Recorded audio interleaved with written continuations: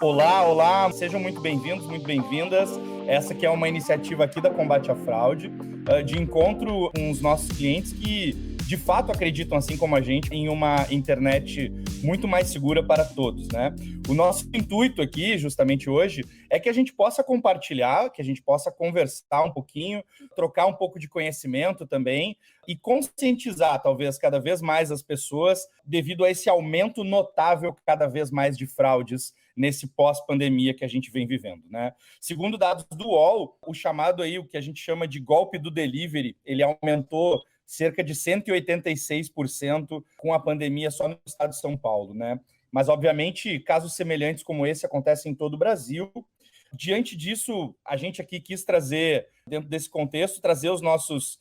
trazer clientes da CAF aqui que estão vivenciando isso com a gente no nosso dia a dia, onde a mágica acontece, vamos dizer assim, e aí por isso a gente quer estar batendo esse papo com vocês aí na próxima hora, certo? Bom, pessoal, eu sou o William Bonalume, eu sou o Chief de Customer Officer aqui na Combate à Fraude, eu sou um homem branco, tenho 33 anos, estou vestindo uma camiseta preta e quero que todos vocês sejam muito bem-vindos aí, sintam-se à vontade e participem conosco, certo? Aqui também comigo está a Ana Paula, a Ana, que é Customer Success aqui do nosso time da Combate à Fraude. Então, Ana, estou passando a bola para ti.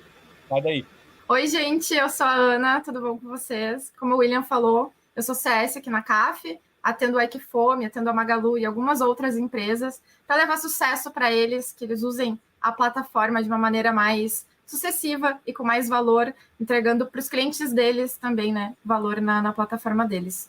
Eu sou uma mulher branca, estou usando óculos vermelhos, o meu cabelo é um loiro em tons mais escuros, puxando para um pretinho. Eu visto uma camiseta cinza da Combate à Fraude e eu tenho olhos claros. Eu vou passar agora a bola para o Felipe, que é do Equifome, que está representando aqui ele, e o Kaique, para se apresentar também e contar um pouquinho para nós.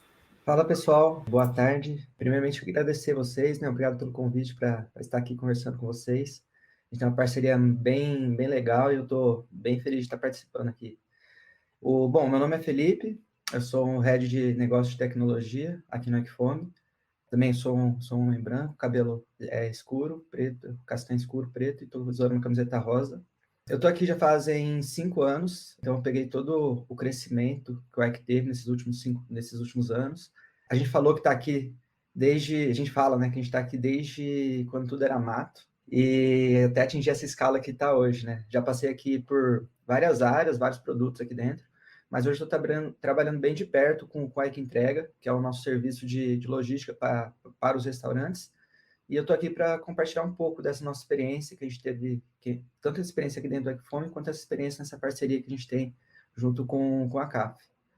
Para isso, o Kaique também está aí para agregar mais ainda nesse nosso bate-papo. Bem, boa tarde, pessoal. Boa tarde, Thaís, William e Ana, né? E todo mundo que está acompanhando a gente aí também. E como o Felipe falou, hoje eu estou aqui no Ike ajudando, né, não só na expansão, hoje eu estou como head de expansão, mas também head de logística aqui do Equifome. E estou aqui já tem um pouco menos tempo, né, do que o Cozinho, que o Cozinho já faz, né, tá virando patrimônio privado aí do Ike. Estou aqui tem 3 anos, também passei por diversas áreas, né, agora pousei aqui na área de logística, que é o mais novo desafio nosso, né, e bem recente. Sou um homem pardo, né, tô de camiseta preta, cabelos escuros, acho que é isso. Gente, então aqui com a gente também está a Thaís, tá? Uma presença muito agregadora junto para a nossa discussão aqui. A Thaís, desculpa se eu falar teu nome errado, tá, Thaís, por favor. A Thaís Cornileto Miller. Carnieleto. Carnileto, desculpa, por favor. Eu sou Bonalume, tipo, também sempre vem uns bons lumes, umas coisas assim e tal. Bom, a Thaís, ela é especialista de branding aplicada à segurança digital, e aí eu acho que nada melhor do que ela mesma para se apresentar. Então, Thaís, seja bem-vinda. Bom, então, obrigada pelo convite. Thaís Miller, né, para não dizer o Carnieleto, que é nome em terra de alemão, dizer nome de italiano, o pessoal sempre né, tem uma dificuldade. Mulher brasileira, né, cabelo castanho, de óculos, porque já o olho não funciona direito. Eu sou consultora em propriedade intelectual, especificamente na parte de marcas e branding, né? Trabalho com LGPD, GDPR, que são as legislações tanto Brasil quanto Europa, e hoje, então, fechei o acordo para fazer o pós-doc, então, no Chile. Então, já estamos agora com pós-doc na área de proteção de dados e cibersegurança no Chile também. Isso. Que legal, que legal. Obrigado, Thaís. Bom, muito legal, gente. Que bom ter todos vocês aqui. Muito obrigado por toda a disponibilidade aí de vocês. Bom, então, como o Felipe e o Kaique já adiantaram, né? Agora, na nossa primeira edição, a gente está aqui recebendo o pessoal da Equifome. O Equifome, que é o maior aplicativo de delivery em cidades do interior do Brasil, é cliente aqui da Combate à Fraude desde junho de 2000. Eu lembro, eu estava lá na integração desse processo e a gente pôde estar colaborando nessa construção, certo? Então, pessoal, time Equifome aí, obrigado pela presença, e Thaís também, muito obrigado aí pela presença. Ana, acho que é contigo, vai lá. É isso aí. O Ike está com a gente desde junho do ano passado. Eu comecei a acompanhar eles desde maio, mais ou menos, desse ano. E aí eu comecei a pegar na mão deles e caminhar junto, né? Rumo ao sucesso, que a gente sempre fala aqui dentro. E deixar esse mundo mais roxinho, né? Eu sempre brinco com eles nos e-mails que eu mando que a gente CAF, né? Tá ajudando o Ike a pintar esse mundo de roxo, que é um dos bordões que eles usam bastante. E sem se prolongar também bastante, porque a gente é objetivo aqui na CAF, e eu sei que o Ike também é bastante, vamos direto para o assunto, né? Que é o que todo mundo quer ouvir, que é o que todo mundo quer entender. Como é que o Ike consegue garantir a segurança dos seus usuários e também garantir a segurança dos motoboys que estão trabalhando com vocês. Vai lá, Kaique, vai lá, Felipe, está com vocês. Bom, acho que, Kaique, você pode me interromper em qualquer momento aí. Mas eu acho que o primeiro passo é a gente explicar para o pessoal em que momento a gente usa o serviço do CAF, que é com os entregadores. E os entregadores é um serviço bem novo nosso. A gente não trabalhava com logística até o começo desse ano. Então, sempre foi... Por exemplo, tinha bags do Equifome rodando nas cidades e tal. O pessoal achava que era entregador do Equifome, mas na verdade não era. Eram entregadores, eram bags que a gente distribuía para os restaurantes e faziam esse marketing, né, para a gente, essa divulgação. E a gente começou esse serviço para o entregador, para os restaurantes, né, com os entregadores, disponibilizar esse serviço de entregadores no começo desse ano. Ainda estamos em fase inicial de expansão, que o Kaique pode falar melhor, mas é interessante a gente pontuar isso, né, que o Ike Entrega, que é o que a gente está trabalhando agora, é um serviço novo e que a gente está trazendo agora para os restaurantes, e é nesse serviço que a gente está usando o CAF. Você quer complementar alguma coisa?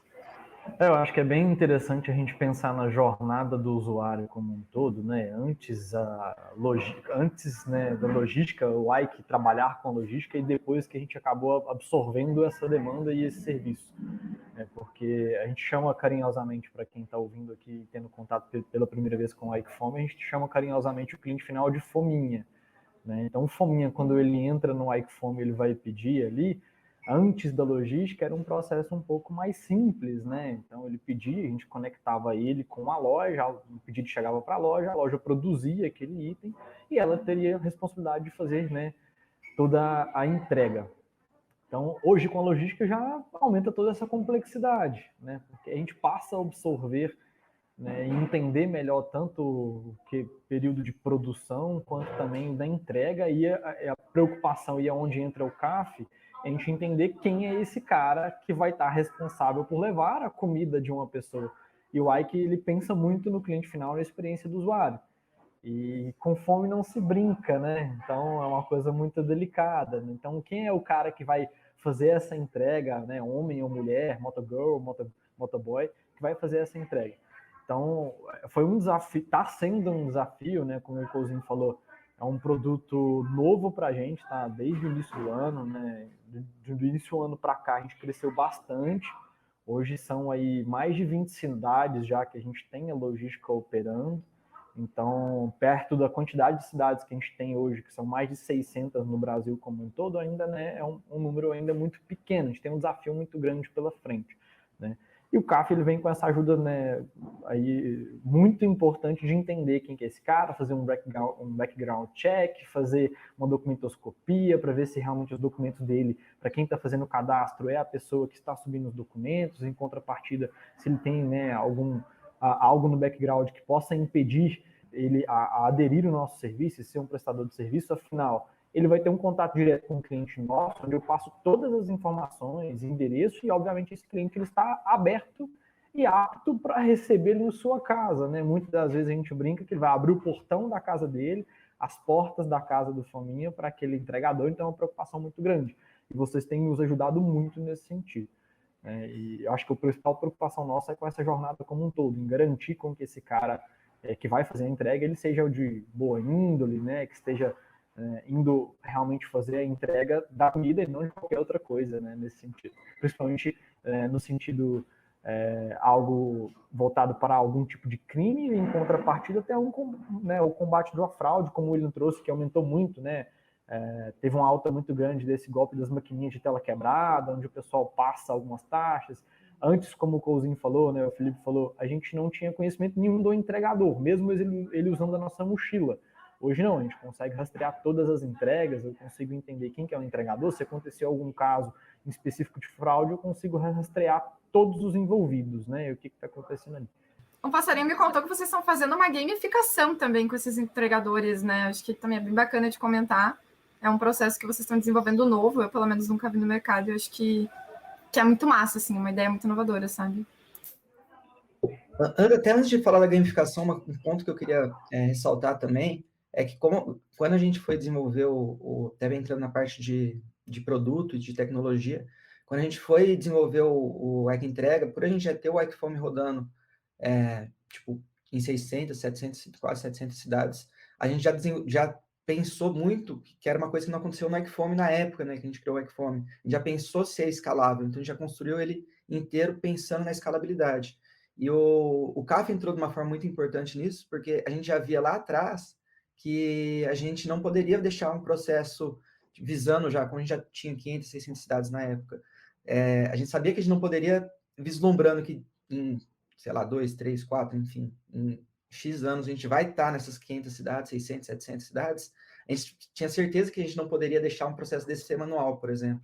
Ter uma aprovação manual, ter uma verificação de background manual.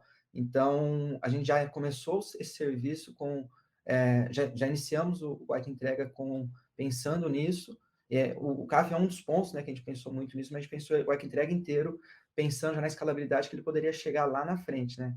E como eu falei, o CAF foi uma ferramenta super importante para a gente garantir que a gente vai estar escalável lá na frente, também para garantir o nosso operacional hoje, né?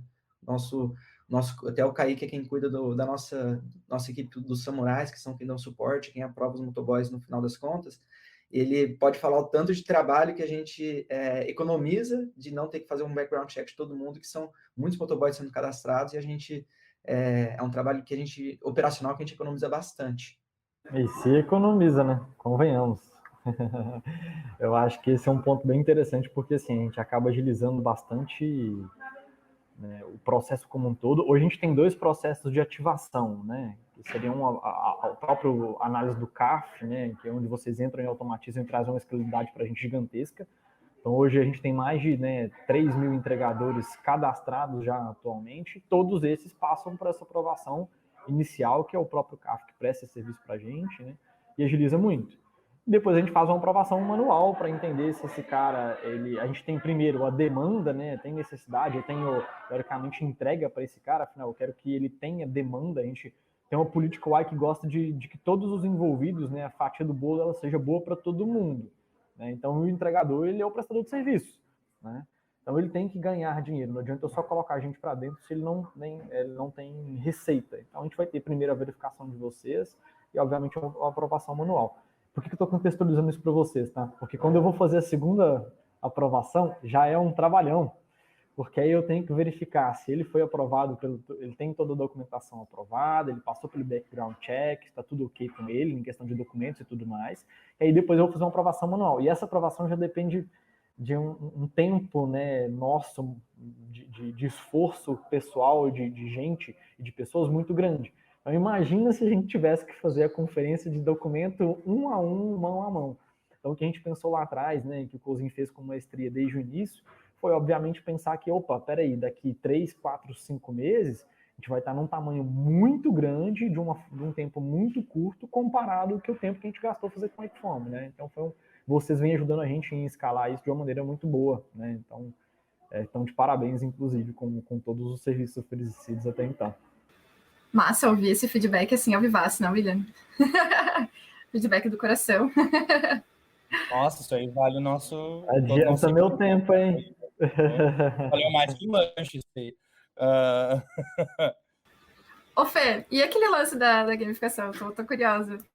Então, a gente começamos o Ike Entrega, a primeira coisa que a gente foi fazer, obviamente, foi fazer toda a entrega funcionar, todo o fluxo das entregas funcionar, e a partir desse momento, a gente chegou num estágio que, beleza, estamos tudo funcionando, deixamos tudo rodando limpo para os motoboys, vamos começar a pensar em ferramentas legais para eles, para a gente fidelizar eles e prover alguns benefícios para eles. E foi aí que a gente teve a ideia de puxar uma gamificação, no sentido de criar uma ferramenta que a gente possa, a partir de tanto ser uma gamificação no sentido de dar benefícios para ele, por exemplo, a gente fechar um posto de gasolina, uma borracharia, coisas nesse sentido, dentro da cidade dele, de desconto para eles poderem utilizar. Isso, claro, linkado a ele ter algumas entregas, para a gente não ser alguém que só se cadastre e vai usar nossos descontos sem estar fazendo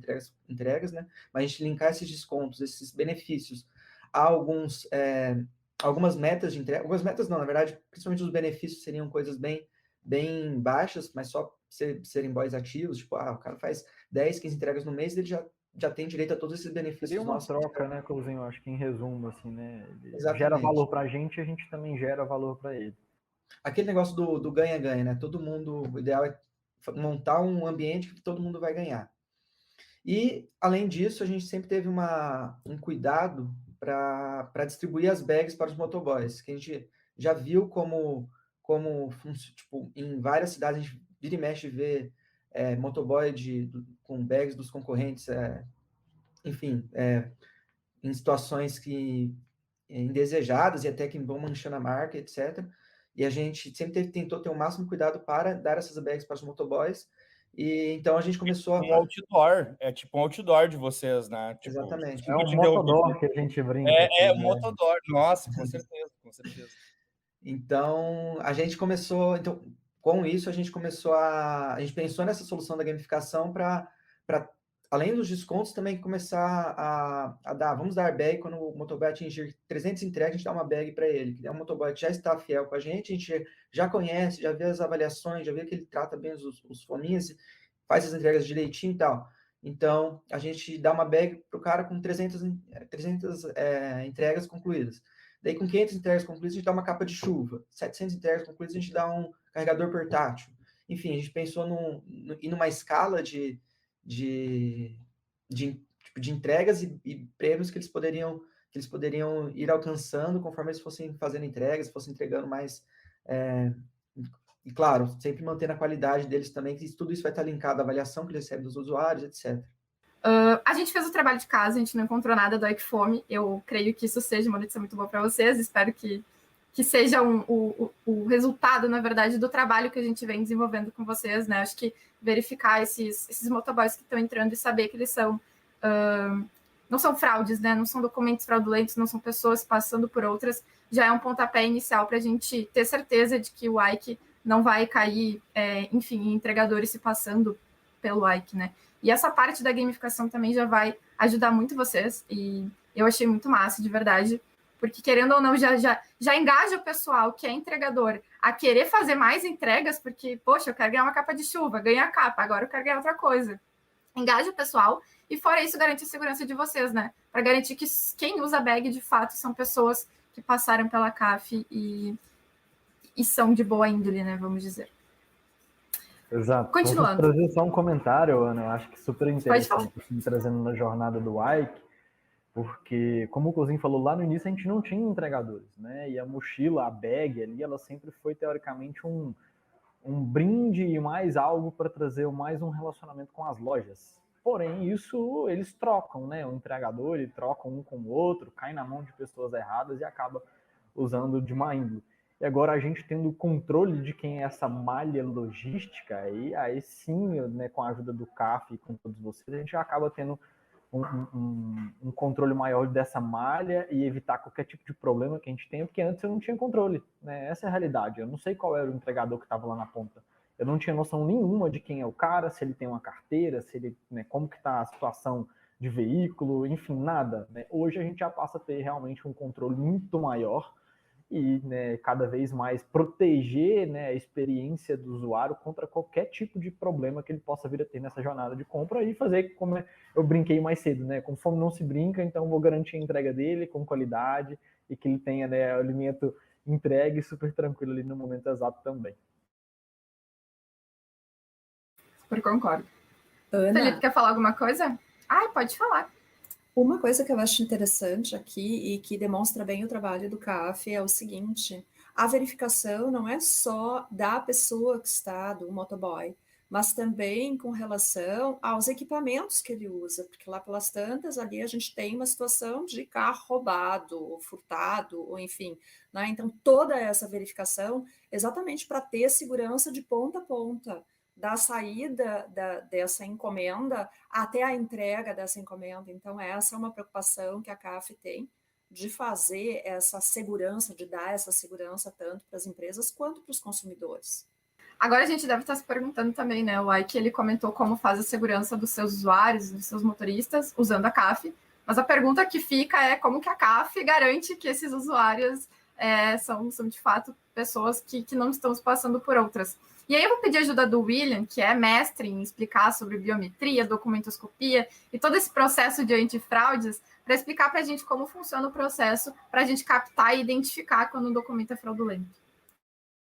Bom, hoje essa camada de proteção que a gente tem, o que a gente chama do nosso produto que leva o nome da empresa, Combate à Fraude, a gente consegue fazer uma verificação inicialmente que a gente tem uma prova de vida, onde na captura da selfie eu estou comprovando que aquela pessoa é aquela pessoa mesmo, né? O que o pessoal também conhece por liveness, né? Então isso já garante, já de início, que tipo assim, não é uma pessoa utilizando um documento que achou na rua, achou no chão, ou de um amigo mesmo, às vezes, e tal, e garante, vamos dizer assim, que é ela que está fazendo aquele processo de onboarding, onde eu tenho um momento de captura de selfie ali.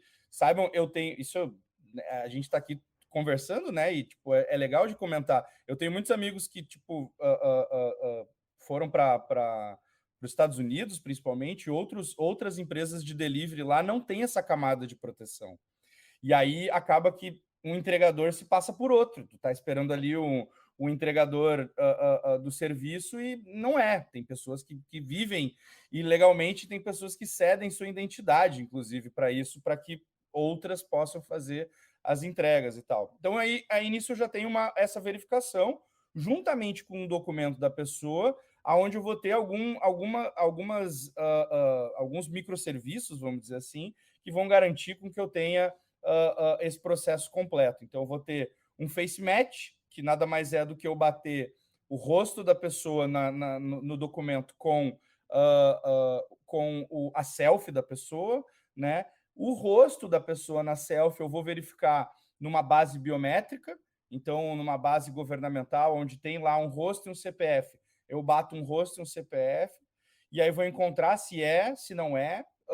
E se eu não encontrar, porventura, por exemplo, uma das bases mais conhecidas do Brasil hoje é a do Denatran, se porventura essa pessoa não tem a carteira de motorista, não tem a CNH, ou o rosto dela não está atualizado no processo da CAF, isso não tem problema. Essa pessoa, no nosso fluxo, cai, então, por um processo que a gente tem de documentoscopia, um processo semi-automatizado, onde ali mais de 200 regras de verificação no documento vão ser vistas, seja no RG, na CNH, no RNE também, e aí ali a gente vai garantir com que tipo, aquele documento é verdadeiro mesmo, dando no final ali um resultado de aprovado ou reprovado nesse processo de onboard. Esse processo de onboard pode parecer, nossa, mas isso é lento, é um processo parece moroso, contando cada etapa assim, mas na verdade não.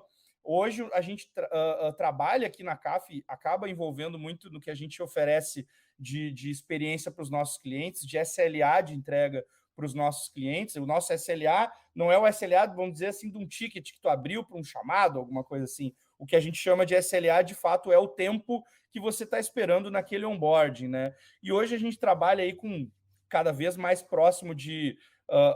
hoje o nosso índice, essa nossa métrica diária que a gente acompanha, 97% dos casos, 96% dos casos resolvidos em até 3 minutos.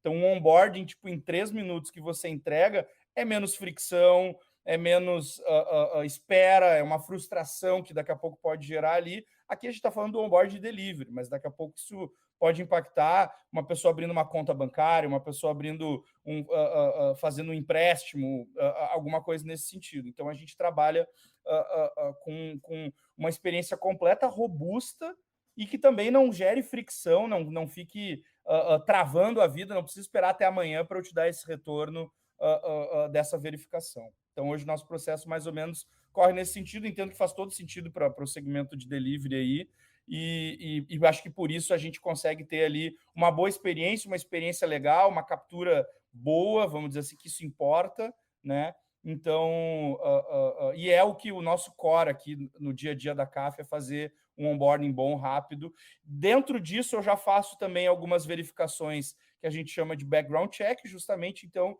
eu vou verificar se essa pessoa teve alguma... E aí eu sei que a Thaís vai dar aula, porque ela é doutora aqui, eu sou, né, um mero aprendiz nesse processo de aprendizado, mas onde eu vou estar verificando em fontes públicas, nada de deep web, nada disso, vou trazer em fontes públicas se essa pessoa tem processos no nome dela, se essa pessoa está com alguma situação de um processo aberto, um antecedente criminal, alguma coisa nesse sentido. Então, acho que isso tudo cria um pacote de várias camadas para você prevenir a fraude, o estelionato, uma pessoa se passando por outra, né? E também aí situações que daqui a pouco tu quer ter pessoas na tua base que sejam bem intencionadas, vamos dizer assim, né? Então, justamente, tu consegue te proteger de todos os âmbitos. Muito massa. Eu vou abrir gancho agora para a Thaís falar. Eu sei que ela preparou alguns cases para compartilhar com nós, e eu acho que agora é o momento perfeito, né? Ela já pode até dar aula do background check, já fica aberto para te falar. Uma coisa que o William trouxe aqui que é bem interessante é essa questão do background check e a questão da verificação disso em fonte aberta, né? Então, a gente tem na LGPD uma exigência hoje relacionada com o tratamento de dados pessoais. Então, tem toda uma preocupação com verificação relacionada com esses dados e, bem, porque os dados pertencem ao titular, no caso, a empresa que está fazendo o onboard é uma controladora de dados, e aí a gente tem, muitas vezes a gente tem até, não só a empresa fazendo o onboard, mas a gente tem outras empresas fazendo essa verificação pela empresa. Então, quando eu faço contratação, para alguém fazer o processo de seleção para mim. Então, essa verificação, tá, que o CAF faz, da forma como é feito, está de acordo com o que a gente tem de autorização para tratamento de dados. Então, essa é uma das preocupações que a gente tem que ter quando a gente vai tratar um dado como esse.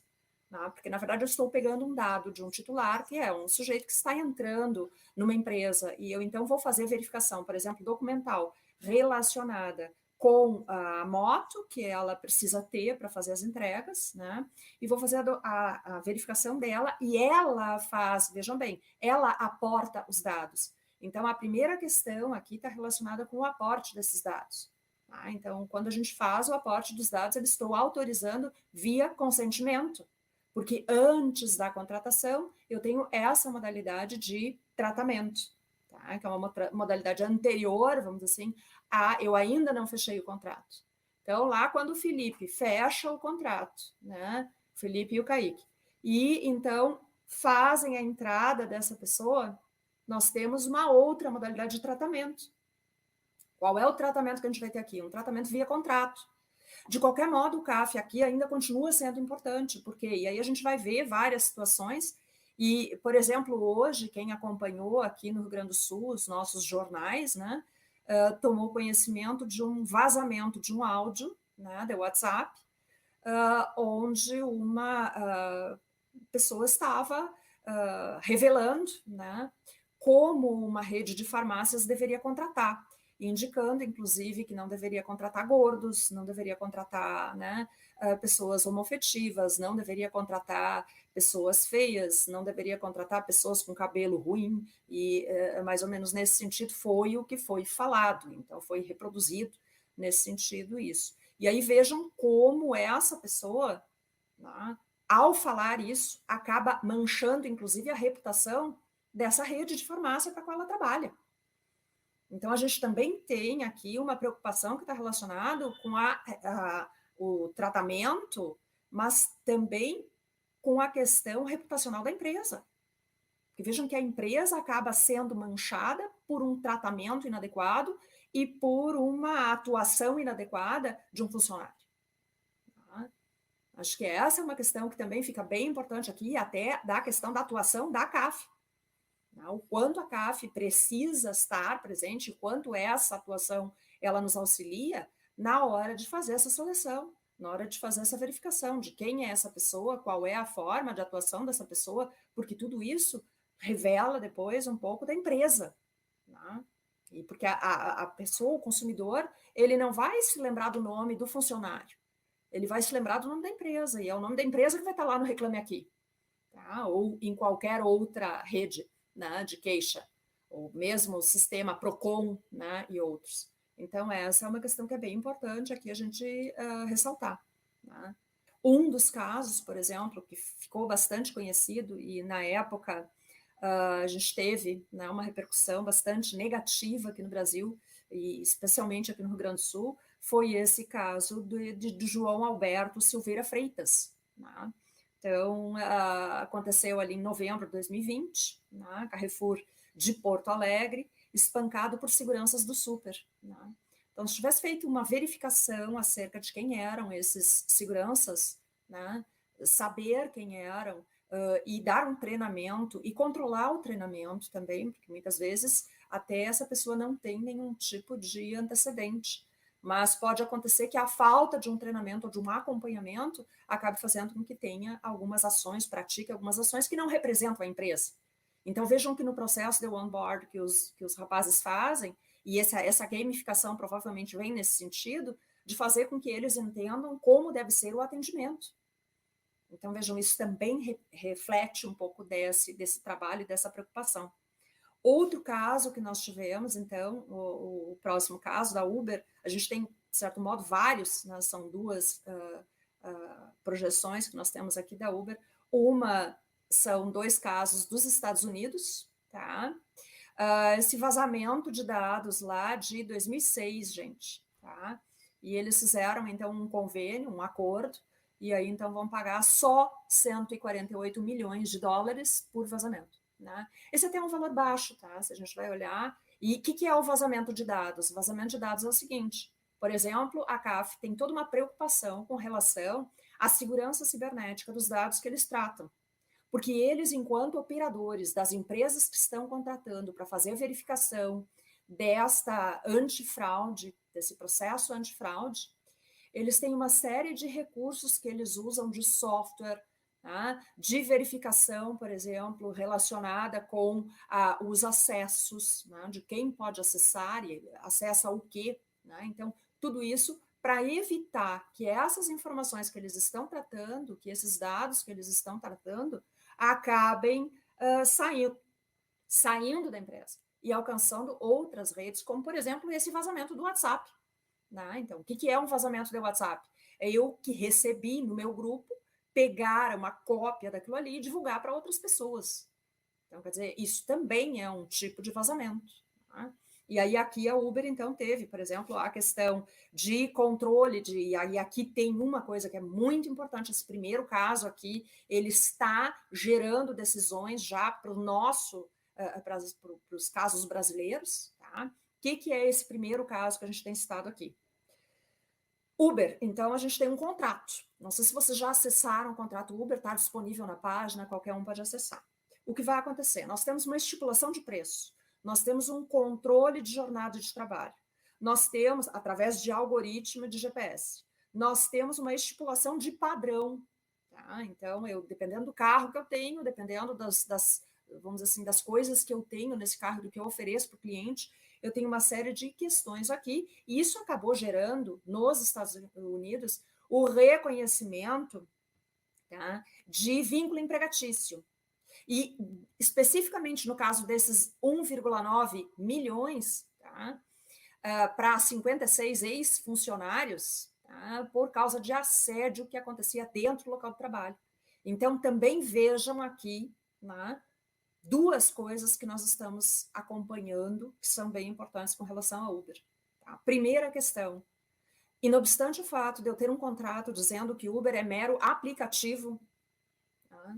Nós já temos visto uma superação deste mero aplicativo, e a gente vai ver em outros casos que a gente vai ver agora, né, que a gente vai ver a seguida, outras situações em que a gente tem exatamente o reconhecimento de que esse controle se equipara àquilo que nós temos previsto lá no nosso artigo 2º da CLT, né, para o Brasil, vamos dizer assim, trazendo para a lei brasileira.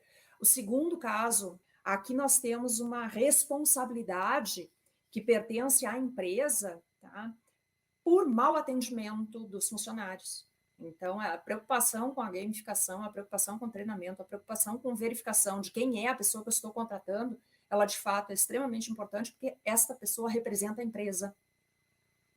Então, ela não é a Thaís. Por exemplo, aqui eu não sou só a Thaís, eu sou a Thaís LGPD for Business, tá? Que é a equipe com quem eu trabalho. Não é só o William, é o William Caff. Não é só a Ana, é a Ana Caff. Então, o que eu estou vendo aqui? Eu estou vendo a pessoa, mas eu estou vendo a empresa que ela representa, a partir daquilo que ela faz. Né? Então, nós podemos dizer que, de qualquer modo, né, por exemplo, motoristas, e nós tivemos vários casos aqui no Rio Grande do Sul, também, né, de assédio, de loló no Uber, e de, enfim, várias coisas, né, que acabam gerando, e acabaram gerando, inclusive, para a Uber, condenação. Em todos esses casos que a gente está vendo aqui, são casos que têm condenação. E aí até algumas, para quem tiver interesse, né, provavelmente o pessoal esteja disponibilizando para vocês os casos já, para que vocês possam acessar. Então, o que a gente está vendo aqui? A gente está vendo, por exemplo, situações em que, na conduta de motorista, qual foi a conduta do motorista aqui? O cara a pessoa desembarcou do carro, e tinha compras de supermercados, foi em Porto Alegre também, tinha compras de supermercado dentro do bagageiro, e o cara simplesmente desovou a pessoa, né, desembarcou a pessoa e se mandou com as compras. Então vejam bem, é um motorista credenciado, então a rigor, né, esta pessoa estaria limpa, quer dizer, não sei se eles fazem essa verificação de fraude, mas veja que se tem, por exemplo, alguma denúncia ou alguma coisa em nome dessa pessoa, e é possível fazer essa verificação, isso te coloca numa situação aqui de responsável, e aí depois a gente vai ver, porque para o teu, vamos dizer assim, o teu cliente, tá? Para o teu cliente, o empregado não é o empregado é tu, o empregado é a empresa. Então, o empregador responde pelos atos do empregado. Essa é uma situação bastante grave. Né? Vejam que aqui, no caso, a Uber foi condenada. Não foi o motorista que foi condenado. A Uber foi condenada a ressarcir não só o valor das compras que ela perdeu, tá? Mas também indenizar pelo incômodo que ela passou. Então, vejam que aqui a gente está diante de uma situação que é bastante grave. Né? Vocês imaginem que, assim, em entregas, e nós tivemos um aumento no número de entregas agora em razão de pandemia, né? Um aumento no número de compras de coisas pela internet, inclusive, e a gente está vendo muita situação de fraude relacionada com isso, ou entrega de documento, ou de até mesmo material alterado, ou né, que foi aberto indevidamente. Então, vejam toda a preocupação que a empresa tem que ter na hora de fazer a contratação. Quer dizer, eu não posso simplesmente contratar Vou contratar. Peguei aqui o currículo vitae da pessoa e eu vou fazer eu mesma a verificação. Eu mesma não consigo fazer essa verificação. Tá? Eu não consigo fazer. Por quê? Porque eu não tenho acesso, por exemplo, a todos esses outros elementos que a CAF faz exatamente para te proteger. Então, a gente tem que pensar aqui no combate à fraude como uma forma de impedir, é um investimento que se faz para impedir o risco reputacional da empresa, tá? E para impedir que lá na frente vocês respondam, não só civilmente, mas vocês respondam em várias áreas, né? Como a gente vai ver. Caso Airbnb, tá? Caso Airbnb, o próximo caso aqui, uma moça fez uma reserva, né, na Califórnia, de uma cabana. Então, ela fez a reserva e aí ela depois pediu para aumentar o número de pessoas que iam pernoitar nesta cabana. A pessoa combinou, aceitou, ok. E aí o que acontece? Essa pessoa visualizou que a menina que estava contratando no Airbnb era asiática. E ela desferiu, né? Como vocês podem ver, ela desferiu ali falou, né? Ou proferiu, que é melhor, né? Proferiu palavras racistas, né? Palavras de cunho racista. Vejam que o Airbnb tem toda uma verificação relacionada com o imóvel, relacionada com quem é essa pessoa que está fazendo a apresentação, vamos dizer assim, deste imóvel, disponibilizando a apresentação desse imóvel para essa locação. Mas, né, para não responder em juízo e pagar um valor muito elevado, o Airbnb acabou fazendo um acordo com o Departamento de Equidade de Emprego e Habitação da Califórnia, porque eles, né, nos Estados Unidos têm legislações estaduais específicas, né? E aqui, então, por causa dos atos racistas, que não foi o Airbnb que proferiu, foi uma pessoa que usava o Airbnb como plataforma para oferecer a sua cabana. Então, olhem bem, a gente não está falando aqui do Airbnb titular, não é o Airbnb titular, o Airbnb plataforma que aproxima o consumidor, que era essa menina asiática, desta pessoa cujo nome está aqui, Tammy Baker, né? E então, Tammy Baker acabou tendo que responder, e aí então, indenização, desculpas formais, tá? Apoiados pelo Airbnb. Então, olhem aqui como o Airbnb se sujou. Tá? Por quê? Porque não tinha essa preocupação de ver se essa pessoa que estava contratando tinha algum tipo de atuação racista ou, enfim, né? Essa pessoa foi banida da plataforma, teve que fazer cursos, fazer voluntariado e uma série de outras coisas aqui para poder diminuir, vamos dizer assim, a extensão do dano causado por um ato que não foi o Airbnb que praticou.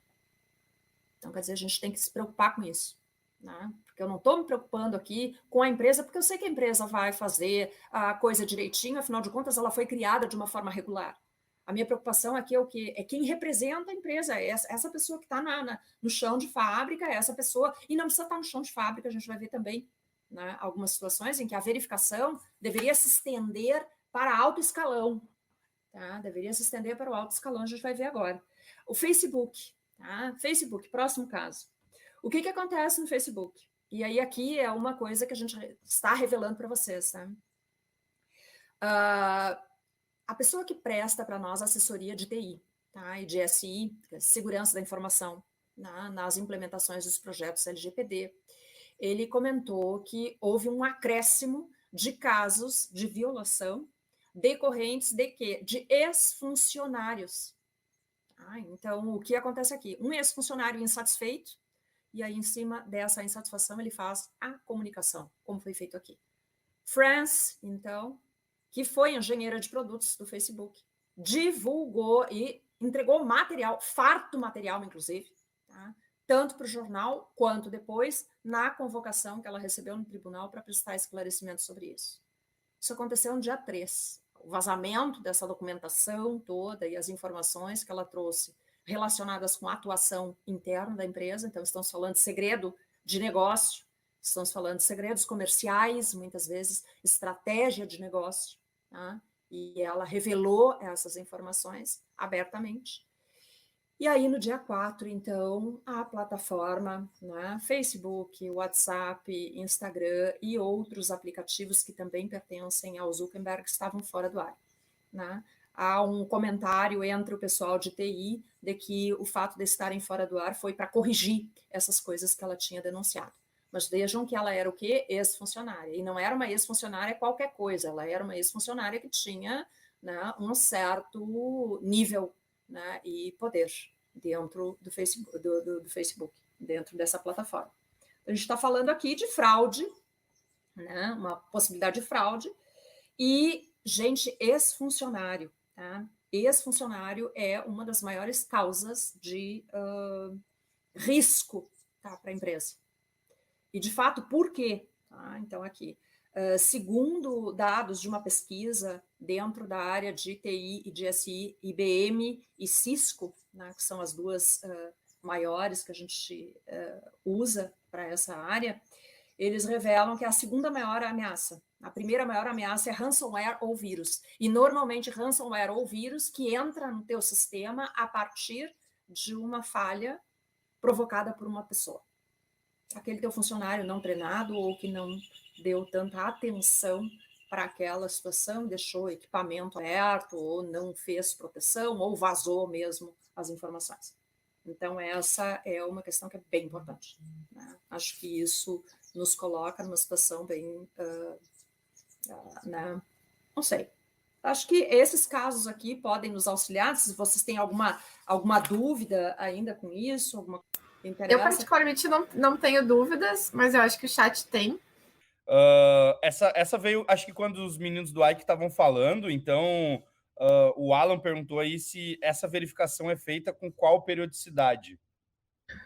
A verificação ele é feito no cadastro do motoboy. Até estou conversando com a Ana sobre umas possibilidades de fazer. A gente já aconteceu casos que a gente viu de motoboy que fez o cadastro para outro, esposo, para a mulher e tal, de chegar na hora, era tipo coisas que eram bem visíveis, né? Tipo, era um homem cadastrado, chegou uma mulher. Daí a gente está. Mas tipo, no cadastro foi feito certo, tudo tinha sido feito pelo homem. Daí a gente está vendo a possibilidade de ter uma conferência periódica, sei lá, uma vez a cada 15 dias, uma vez a cada 30 dias, meio aleatório, de fazer um face check, né? Um face check que chama, Ana, me corrige. De conferir... O face match? De fazer o face match para saber se a pessoa que está acessando o aplicativo realmente é ele mesmo, né? A pessoa que está cadastrada, que fez o onboarding. Então, a gente está nesse... Hoje em dia, tá sendo só no cadastro, mas a gente está planejando fazer isso aí periodicamente, manter, dar uma verificada. Essa verificação, ela é a autenticação facial, né? Que a gente pega a selfie que a pessoa fez no onboarding e compara em tempo real com a pessoa que está entrando agora no dispositivo, né? É muito usado por bancos, inclusive, para fazer transferências de alto valor, Pix. É uma estratégia muito boa para garantir que o celular não seja roubado e, sei lá, se a conta também está com a senha aberta, né? Eu consiga fazer essas transferências em alto valor. O Paulo perguntou como que é feito esse controle. Não sei se da parte da CAF ou da parte do Ike, mas a gente pode falar os dois também, não tem problema, né? Da parte da CAF, acho que dá para falar aqui que a gente faz, a gente tem assim um cuidado todo sensível com os dados aqui que andam, que permeiam aqui no nosso cotidiano, no dia a dia, assim. A gente tem um DPO, trabalha já com perenidade a LGPD, certo? E isso está presente no nosso dia a dia, desde a nossa operação no daily basis, assim, no cotidiano. Também aí, acho que todas essas informações que integram aí os sistemas do delivery do Ike com a CAF, a gente tem uma API que é segura, que integra isso, então nada fica solto, vamos dizer assim, né? A coisa se comunica com token para dar segurança dentro de uma transação, não é uma coisa que eu vou te mandar aqui a minha foto pelo meu WhatsApp, aqui nada disso, né? A própria captura do documento é dentro do aplicativo do Ike com a ferramenta de captura da CAF, que é o nosso SDK, essa ferramenta aí que faz com que tu tire uma foto melhorada, vamos dizer, tipo uma foto de qualidade para ser feita essa análise, para o leitor OCR ler os campos ali no teu documento. Então, a gente tem aqui no nosso dia a dia um cuidado, assim, no dia bastante rígido. Segurança de dados, para nós, é feijão com arroz, vamos dizer assim, é coisa que a gente está todo dia olhando com cuidado. Eu tenho certeza que a gurizada aqui do Ike também, né? Mas aí, mais para falar de controles, aí, vou passar para vocês aí, gurizada. Uma coisa, só um pouquinho aqui, uma coisa importante que o William falou, tá, gente? Para vocês não perguntarem que, tá, mas como assim? Estão tratando o dado do funcionário, daí estão pegando a imagem do funcionário, e aí já tem o dado dele no documento, e aí estão pegando mais a imagem. Gente, aqui a LGPD está protegida por uma coisa que se chama contrato de trabalho. Então, o que vai acontecer? Não se está fazendo um tratamento de dado à moda louco, né? Está se fazendo de forma regular, com base numa contratação que autoriza, porque o iFome tem um contrato com a CAF, tá? Que a CAF haja enquanto operadora fazendo a conferência. Então, essa é uma questão que tem que ficar bem entendida, porque eu não posso tratar dados de qualquer jeito. Hoje nós temos uma série de limites com relação a esse tratamento. E aqui a gente está vendo esse tratamento acontecer da forma certa. E isso é uma coisa importante, gente, para vocês. Porque amanhã depois vocês não vão responder. E aí, depois vocês vão ver o último slidezinho lá para se preocupar. Acho que eu até dei uma... Respondendo do nosso lado ali, antes da última pergunta, né, que o William jogou a bola para a gente, estava dando uma olhada no chat aqui, olhando o histórico, acho que o Paulo estava bem nesse sentido de entender como que a gente verifica realmente quem é quem e o controle desse cara, né? Como a gente comentou, Cozinho, qualquer coisa você complementa aí, fica à vontade, claro, mas desde o início entender todo esse processo de onboarding desse cara e como, né, a gente comentou por último, fazer esse face match, que é o próximo passo nosso. A gente, o Ike, teve um cuidado desde o início da criação da logística. Eu falo que a gente demorou um pouquinho para sair com a logística, mas para entregar um produto muito mais aperfeiçoado do que tinha no mercado e o que tem, na verdade, assim, em alguns pontos, principalmente em verificação dessa galera. Verificar se esse cara realmente ele está apto, se ele está, né, não tem nenhum tipo de problema e, né, resquício passado que possa ser um problema futuro para a gente aqui. Então a gente faz ali no onboard e a ideia agora é fazer com que a gente tenha o mínimo de fricção possível e atrito possível ao longo da jornada, fazendo aí o face match como o William comentou. E o Cousinho sabe mais do que ninguém que, como a gente comentou ali desde o início, para escalar era o ponto ideal. E agora, se a gente for verificar também manualmente, e além disso também, né, o processo de onboard, a gente tem todo um treinamento, que foi o que a Thaís comentou, né, de ter não só um onboarding de digital e entender quem que é esse cara, se o background tá tudo ok, mas também fazer uma manutenção, né, orientá-lo de como chegar na casa do cliente, qual que é o comportamento que ele tem que ter, se ele buzina, inclusive, que é uma coisa que a gente tenta orientar com frequência, né, chega na casa do cliente não buzina, tem campainha, né, bate palma, tenta chamar o cliente ali. Então, são diversas, é um processo que ele é contínuo, né, o onboarding, vamos dizer que ele nunca termina, ele fica em ongoing ali ao longo de um tempo, né, e existe uma reciclagem de treinamento e também de verificação dessa pessoa, vamos dizer assim. E também complementando, a gente tem os nossos samurais, que a gente chama que é o suporte para os motoboys, e a gente tem os ninjas, que é o suporte para os fominhas. Então, sempre que tem algum problema, a gente tem essa comunicação entre eles e sempre tenta entender o que aconteceu. Um fominha reclamou de alguma coisa para um ninja, o ninja já entra em contato com o samurai vai verificar com o entregador o que aconteceu e tal. Então, a gente tenta sempre manter esse, que nem o Kaique falou lá no começo, a gente quer montar um serviço que seja bom para todo mundo. Então, a gente tem a preocupação de a comida chegar certinha para o fominha, que é o principal, e a gente tem que atender, no final das contas, a gente tem que atender bem ele também. Tem mais uma pergunta de como vocês validam a idoneidade dos entregadores que têm a mochila e a bag, né?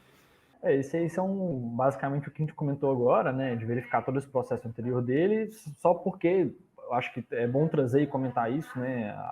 Que a gente tem 2 tipos de modelo de serviços, né? Onde a gente tem o modelo que a gente presta logística para a loja. Então, quando eu presto o serviço de logística para a loja, eu tenho o controle do entregador que eu estou levando na sua casa. Vamos falar que você pediu no iFome e a gente que está fornecendo o serviço, né? A gente tem controle desse entregador. Ele vai passar por todo esse processo de onboarding, verificação, inclusive treinamento.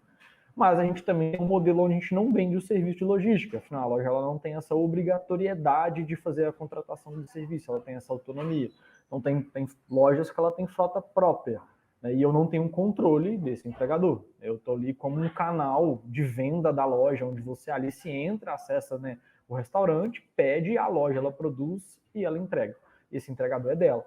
Só que a gente acaba fornecendo como um item de brinde para estreitar o relacionamento com a loja, né? A nossa mochila, as nossas bags, e acontece às vezes do entregador não ter conhecimento de quem é esse entregador. Agora, o cara que ele passa por esse processo e que ele presta um serviço, né, para a gente está fazendo esse intermédio, aí esse cara a gente valida a idoneidade, né, com todos esses serviços que o Caf comentou um pouquinho antes. Massa, legal. Eu vou fugir do script aqui, mas eu queria falar o quanto eu acho muito... Gente, sério, sem puxação nenhuma de saco, mas o quanto eu acho legal a cultura de vocês, cara. Aí o ninja, o samurai, os fominhas... E é legal porque essa cultura irradia, tipo, o jeito que vocês são, sabe? Acho que a espontaneidade de que a gente vê, tipo, no escritório de vocês em Maringá, a gente vê em como o posicionamento de marca de vocês, assim, isso chega pro produto de vocês, então a gente vê que vocês têm esse cuidado da cultura chegar pro produto. Então, sério, parabéns mesmo, acho muito legal. Eu fico muito feliz de ter o Ike como nosso cliente, desde lá do início, quando a gente integrou, hoje aí no dia a dia, e brigadão de novo. Não estou encerrando, mas trouxe esse ponto ali que o Ninja e o Samurai foi muito legal de ouvir. Parabéns por essa cultura organizacional que vocês têm aí com toda a estrutura do Ike mesmo. William, isso é branding. Porque o que eles trabalham? Eles trabalharam o valor, a missão e os valores, e eles apresentam um propósito e eles se comprometem com entregar esse propósito. Então, esse é o diferencial. Porque muitas vezes a gente tem, como nós chamamos, né, academicamente, um discurso multimodal que não está batendo. A Ana Paula deve começar a rir agora, porque ela deve ter se lembrado da Elisete, né? E aí o que acontece? É um discurso de que se preocupa com isso, mas aí na prática não faz. E aqui não, aqui a gente vê o privacy by design, privacy by default, quer dizer, a preocupação. Aqui no caso, quando a gente fala de privacy, a gente está falando de privacidade, mas desde o começo até o final da cadeia. Então, essa é uma preocupação que é bem importante. Realmente, né, é um exemplo de branding completo. Obrigadão demais, gente. A gente fica bem feliz de ouvir esse feedback, esses comentários sobre a gente. Realmente é uma coisa que a gente trabalha internamente muito, muito. Até um exemplo que os nossos produtos também são assim. Tem Geraldo, que é o nosso painel para restaurantes, Raimundo é o nosso painel para os fomers, o Robner, nosso app para os motoboys chama Robner, que a gente não sabia se a gente ia chamar ele de Robson ou de Wagner, a gente colocou Robner. Então, a gente sempre está fazendo e tentando manter essa cultura em tudo que a gente faz, em todas as áreas também. Eu tinha uma última pergunta para fazer para a Thaís. Se tu puder, é real uma dúvida que eu tenho, tá, Thaís? Me ajuda nisso, assim. Vamos lá. Mas é uma dúvida que eu sei que é provocativa, assim, e tal, mas hoje existe algum tipo de restrição quando a gente está falando de tipo de consultar os dados de alguma pessoa? Existe alguma coisa assim nesse sentido? E discorra sobre. Vou deixar para ti isso, que tu é a doutora, por favor. Não, eu sou uma estudiosa. Acho que nisso a gente sempre vai continuar estudando.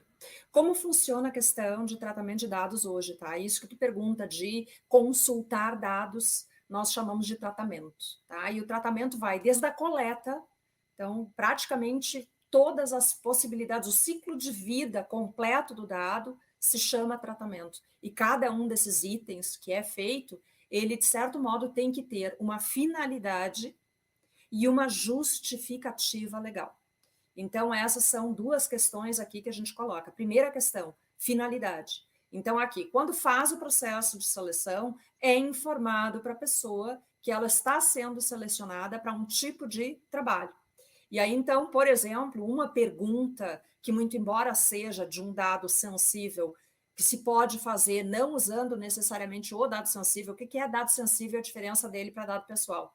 Dado pessoal, estou falando de dados que te identificam enquanto sujeito. Dado sensível, estou falando de dados privados teus. Então, por exemplo, a questão religião é um dado privado.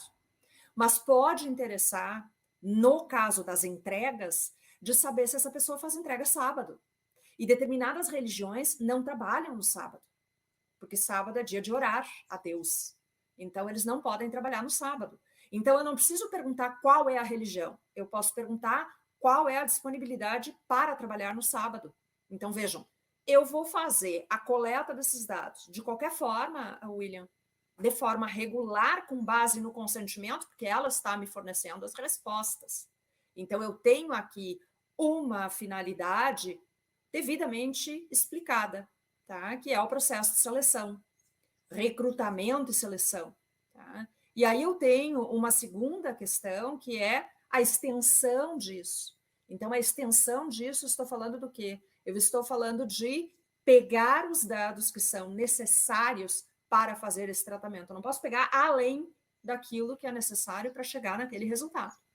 Então, o que vai acontecer, e o Thiago, isso provavelmente a gente vai falar no próximo CAF, né, com o auxílio do Thiago, mas é importante aqui que a gente tenha, e aí aqui, né, uma coisa importante, o Lucas está lembrando, a questão do risco reputacional da empresa que não faz isso. Tá? Então, vamos lá.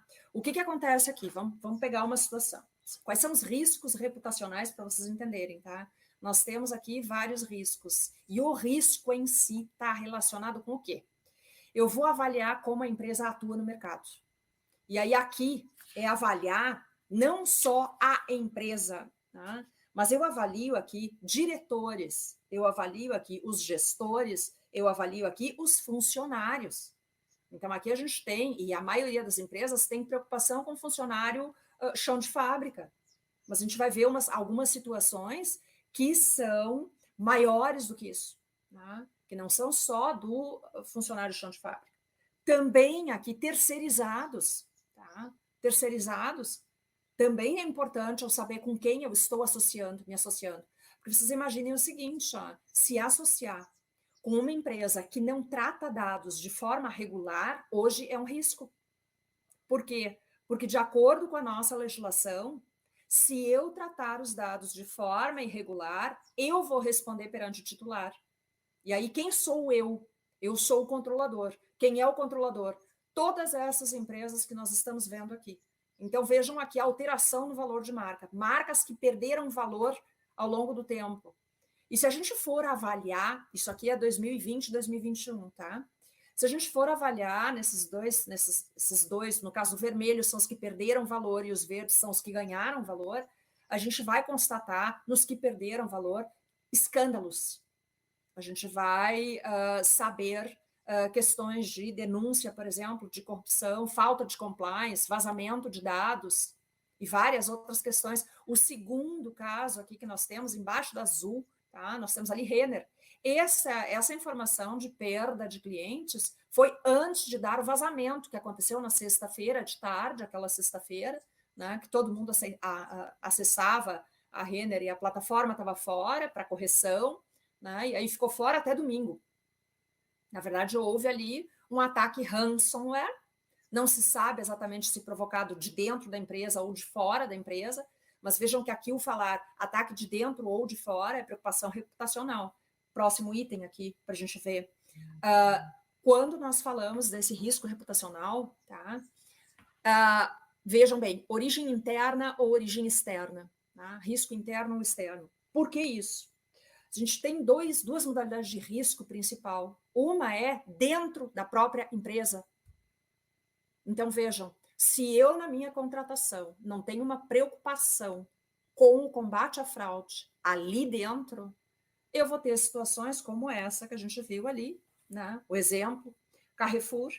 E aí o exemplo Carrefour, a gente tem, por exemplo, Porto Alegre, 2020, novembro.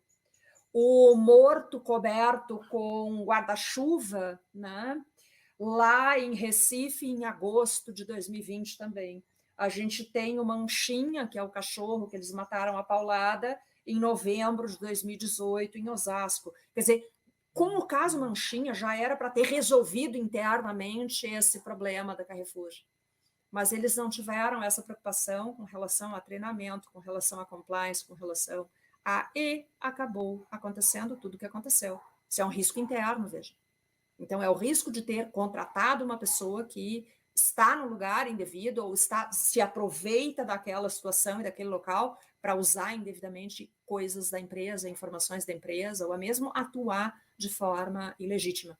Externo. Externo, aqui um exemplo bem legal que está acontecendo bastante, fake news. Tá? Fake news. Então, a gente tem um caso que houve, né, também em 2018, tá? Fórum Mundial da Água em Brasília. Nesse Fórum Mundial da Água, o pessoal do Rio Grande do Sul vai se lembrar, né? Qual era a fake news da época? Tá? Fake news da época era Coca-Cola e Nestlé estão comprando o aquífero Guarani. Tá? Aquífero Guarani é Rio Grande do Sul e Argentina.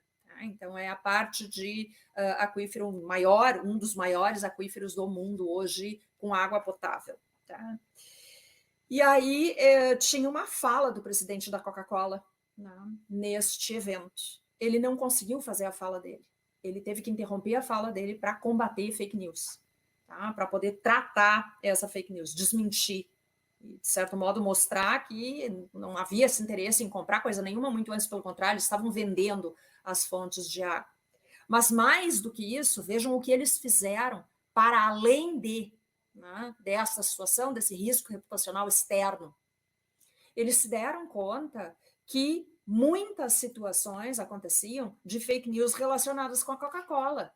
Que Coca-Cola dava câncer, que Coca-Cola dava diabetes, que Coca-Cola não sei o quê, que Coca-Cola com isso causava não sei o quê, não sei aonde. Tá? E aí, então, eles fizeram uma sessão no site da empresa, vocês depois podem acessar o site e olhar. O nome se chama É Boato. Tá? E aí, então, como eles rastrearam que aconteciam várias vezes divulgação de fake news, tá? Então, eles conseguiram fazer esse boato. E aí tem várias lendas urbanas relacionadas com Coca-Cola, né, que são, obviamente, mentira. Né? E aí eles têm toda a explicação de porquê.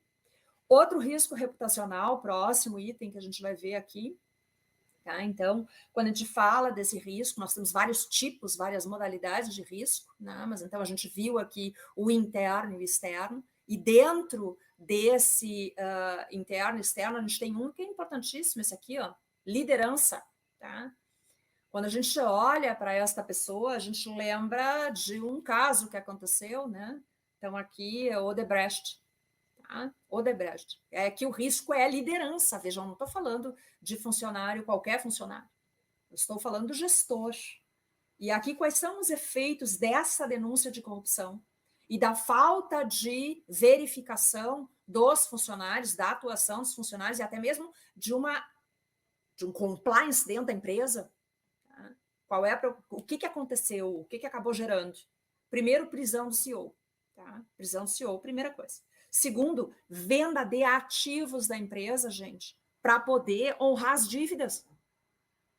Porque a empresa acabou tendo que se desfazer de patrimônio para poder custear coisas que eles tinham feito. Baixo score financeiro. Eles acabaram tendo uma pontuação diminuída em razão dessa denúncia de fraude. Tá? Outra situação, proibição de fazer negócios com países da América Latina. Gente, vejam o seguinte, nós estamos falando aqui de uma grande empresa. Todos os projetos que eles faziam aqui eram projetos relacionados com, né, enfim, Chile, Argentina, mesmo na Europa. Tá? Eles tinham vários processos de construção, tá? Enfim, elaboração de negócios. Eles acabaram não podendo fazer esses negócios, não podendo concretizar, porque fraude, corrupção. E isso afetou diretamente a empresa. Tá? Houve uma diminuição no valor da empresa. 77 funcionários firmaram delação premiada. Vocês sabem o que é delação premiada? É o seguinte, eu entrego o coleguinha, mas tu diminui minha pena. Tá? Isso é delação premiada. Tá? Então, por que eu vou entregar o meu coleguinha? Porque eu sei da fraude que ele cometeu. E eu sou responsável pela fraude também, porque eu trabalho no mesmo setor, porque eu tinha acesso às mesmas informações e não fiz a denúncia internamente na empresa. Então, vejam que a empresa tem que manter essa preocupação de combate à fraude interna. Não é só na contratação, é depois da contratação também. Né? Fuga de capital intelectual, quantos empregados de alto escalão dessa empresa saíram da empresa para não ter o seu nome vinculado com aquilo ali. Tá? E queda nas ações e outros. Bom, aqui com relação às punições, porque daí o pessoal sempre fala disso e aí eles pensam, tá, mas e daí na prática? Na prática, tá? Crime de reputação, se ele é recuperável, bom, tá? Então, um investimento altíssimo, né, para poder fazer a recuperação. Tá? E eu te diria que criminal, uma vez que tu está aí, enquanto tu está respondendo, tu provavelmente já não vai poder fechar convênios com várias empresas, porque elas vão fazer a verificação de quem tu é. E aí, vejam, já perdeu o negócio. A gente está falando aqui de lucro cessante. Tá? Quer dizer, aqueles negócios que tu faria e provavelmente fecharia e acabou que, né, tu não fechou por causa disso. Criminal, então, aqui, bom, várias questões respondendo, inclusive o CEO da empresa. Né? Responde o funcionário, responde, quer dizer, todos os envolvidos. Consumerista, gente. Consumerista, o pessoal diz, não, mas que crime de consumo não dá nada. Gente, crime de consumo dá bastante coisa, tá? A gente tem lá do artigo 63 a 74, previsão que podem te levar para a cadeia. Então, quer dizer, não dá para pensar que, não, mas não dá nada, isso aí é só uma situação. Não, dá situação bem séria para vocês. Crime relacionado com direito civil, e aí aqui, responsabilização civil. Vocês vejam lá, antes a gente falava de quantos milhões? 145 milhões Uber, né? 1,9 milhões. Que bom, né? Esse dinheirinho saindo da tua empresa, podendo ser investido na empresa para melhorar a empresa, e aí tu tem que pagar alguma coisa que tu, por erro teu, não acabou investindo e acabou perdendo. Tá? Então, administrativamente, crimes tributários, por exemplo, crime contra a ordem financeira, crime contra a economia popular, crime contra a proteção de dados, e aí, então, a gente tem várias questões. E risco operacional. Alguns riscos eu não tenho muito como fugir, então vejam bem, a questão hoje, né, preço do petróleo. O que vai acontecer nessa situação aqui? Eu tenho, nas entregas, uma taxa que está relacionada com o cálculo do combustível e até mesmo o roteiro que é feito para que as entregas tenham o mínimo de perda possível. Então, por isso, os guris, quando fazem a entrega, têm toda essa preocupação de logística da entrega. Né? Então, aqui é uma consequência que pode acontecer e que pode afetar diretamente o teu negócio e pode afetar diretamente o valor do teu negócio. Próximo risco, ambiental e regulatório. Este aqui, gente, atenção, tá? Regulatório, o que a gente está falando? A gente está falando do core business da empresa de vocês. Então, para evitar que a empresa de vocês tenha algum tipo de risco reputacional, eu tenho que estar ligado na legislação setorial. Eu tenho que saber quais são as leis do setor. E a partir disso, e a partir, por exemplo, não só leis relacionadas com o setor, mas também leis relacionadas com o meio ambiente. Aqui foi uma situação, Brumadinho, né, para a Vale, o que aconteceu? Diminuição do valor da Vale, perda de valor das ações externamente, não foi só aqui no Brasil, tá? Externamente, em razão de uma sequência de erros que aconteceram ali e que poderiam ser vamos dizer assim, supridos se tivesse havido compliance dentro da empresa. Né? Então, são casos que acabaram gerando uma legislação posterior, regulando as barragens e regulando, por exemplo, a responsabilização pelas pessoas que trabalham com isso dentro do Brasil. Né? Então, quer dizer, a gente está vendo aqui um risco novo, né, para todo mundo aí, tá? Round 6 para vocês, batatinha frita 1, 2, 3. quem já está em compliance com a LGPD. Né? Quem não está, agora. Né?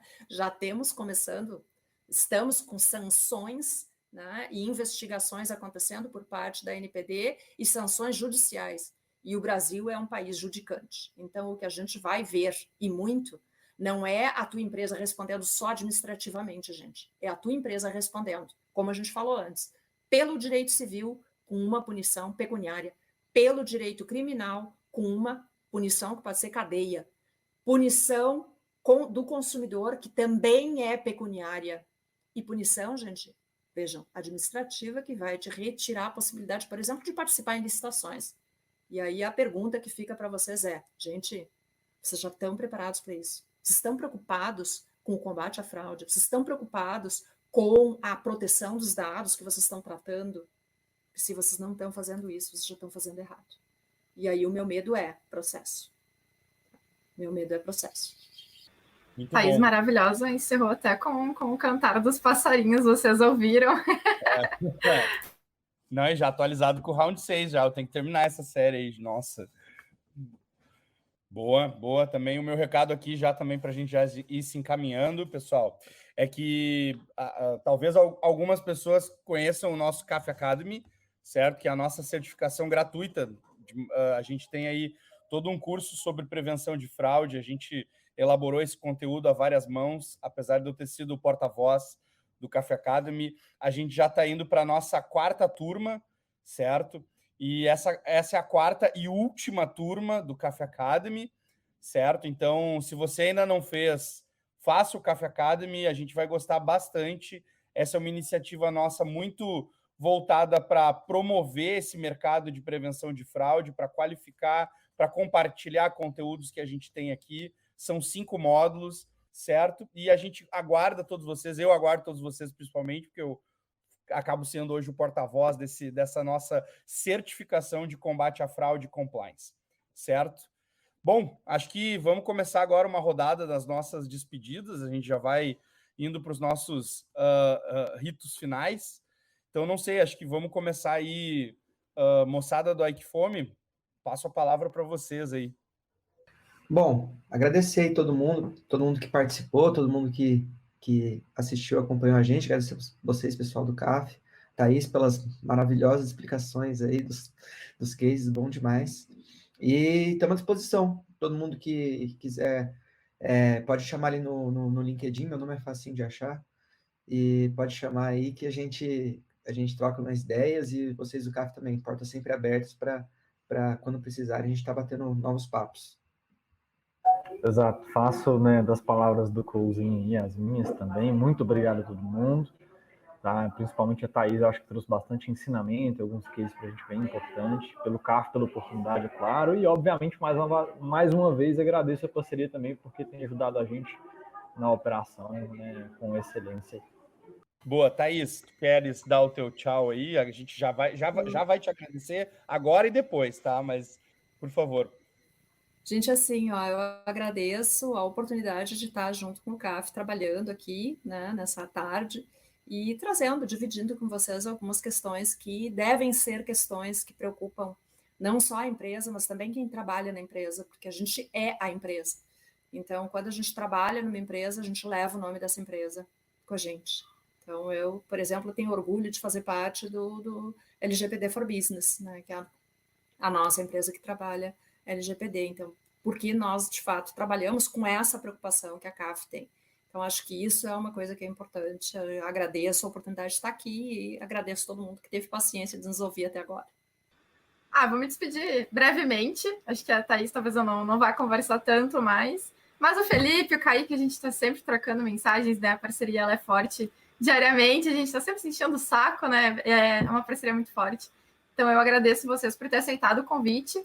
E acho que foi uma troca muito, muito massa entre CAF e entre Ike. Eu sou fãzaça do Ike, assumida, eu falo para todo mundo e divulgo mesmo. Eu acho muito massa o branding de vocês, então eu divulgo. E é aquele negócio, né? É a ideia do Customer Success, a gente levar a divulgação ser de pessoas, né? Então vocês têm uma marca tão presente que a gente acaba divulgando vocês, assim, de graça, porque a gente gosta mesmo, e vocês fazem o mesmo com a gente. Então a parceria ela é recíproca, tenho certeza. e obrigada por você ter participado. Thaís, muito obrigada. Acho que tem muito conteúdo rico que tu trouxe aqui para todo mundo. No chat, que está todo mundo agradecendo, acho que agregou muito para todo mundo conhecer de LGPD e de direito em si. Obrigada. Boa. Acho que a CAF é suspeita para falar do Ike, porque o nosso QG, o nosso escritório central é em Venâncio Aires, que é uma cidade que consome a Ike-Fome fortemente, né? O pessoal ficou muito feliz de ter o Ike-Fome como parceiro desde o início, e acho que muito da galera da CAF vai consumir esse cupom também, vai ser legal, mas estamos espalhados também por todo o Brasil, certo? Então, moçada, muito obrigado pela parceria desde o início, obrigado pelo tempo de vocês hoje, né? A gente sabe que sexta-feira sempre é aquela correria, mas acho que valeu, muito obrigado mesmo por dar o pontapé inicial desse nosso momento, do nosso CAF Meets, certo? Thaís, doutora, muito obrigado mesmo por estar aqui com a gente, conversando, acho que foi uma aula para todos nós, eu anotei meus pontos aqui, coisas que eu não sabia mesmo, e acho que legal, no nosso dia a dia sempre acaba alguma coisa sendo pincelada sobre ou LGPD, ou processo, ou alguma coisa assim, certo? Eu agradeço todo mundo também que estava presente aqui com a gente, que interagiu no chat, que mandou mensagem, que acompanhou, nem que seja um pedacinho assim, e até a próxima, pessoal. Obrigadão e valeu, até mais. Bom, eu abro a nossa conversa com um número alarmante. Segundo a Exame.com, as fraudes voltadas ao setor financeiro subiram 457% desde o início da pandemia. Olha que número impressionante. E a gente sabe que outros setores também estão na mira dos criminosos. Então, Peretti, começando com você, o que é que tem motivado essa avalanche de fraudes que temos testemunhado? Seria descuido das empresas ou sofisticação dos ataques? Ou então um pouco das duas coisas? Gripa, como a gente sempre faz o podcast, eu gosto de dar um pouco da visão do cenário do Brasil e do ecossistema de fraude no Brasil também. Na última semana de setembro, para você ter uma ideia, nós tivemos o maior vazamento da história do Brasil. Foram 426 milhões de dados pessoais vazados. Foi cerca de 109 milhões de informações de CNPJ, placa de veículo. Foi coisas como nome, CPF, endereço, gênero, data de nascimento, e-mail e até renda de pessoa física. Então, assim, nessa mesma base, Gripa, foram encontrados 3,28 bilhões de senha. Só para você ter uma ideia. 2,18 bilhões de e-mail. E o pior que dentro desses e-mails, 70 mil dessas senhas, 70 mil senhas eram da administração pública. Tem um outro número alarmante, 2.842.779 mil cartões de crédito estavam nessa base. Isso é o quê? É um crescimento de 785% comparado ao mesmo período de 2020. É que, claro, isso aí manteve o Brasil no topo do ranking de vazamento de dados e vazamento de cartão no mundo todo. Só para você ter uma ideia, Gripa, o Brasil é responsável por 45,4% do total global de vazamento de dados. Isso traz o Brasil com uma tentativa de fraude a cada 16 segundos. É realmente grave. E se não bastasse tudo isso, né, segunda-feira, dia 13/7, o Brasil estava com 201.500 mandatos de prisão em aberto e aproximadamente 40 milhões de CPFs diferente de irregular. Bom, enfim, esse é o ecossistema. Isso aqui não é pedagogia do medo, isso aqui não é sensacionalismo, não. Isso aqui é dado e fato da data do dia 13/7. Tá? Então, assim, agora eu vou responder a sua pergunta. Motivado pela situação catastrófica dessa Covid-19, foi que é uma aceleração desenfreada, completamente desestruturada das empresas, por um cenário puramente digital. Ou seja, eu estava num cenário quase que puramente analógico, por causa do Covid, a gente precisou se digitalizar, e a gente foi para o mundo digital. E que resultou o quê? Num processo caótico de validação de dados, no onboard, ou no ingresso desses clientes nas plataformas CRM. Ou seja, ninguém estava acostumado com uma era tão digital, a gente digitalizou 20 anos em 3 meses. E claro, isso é catastrófico. E, obviamente, que as empresas não estavam preparadas, não estavam aptas para sustentar essa quantidade e nem a qualidade de análise de transações. E ainda por cima, grande parte dessa massa corporativa hoje dependiam de processos manuais, continuam dependendo de processos manuais, e claro que fica muito mais suscetível aos erros.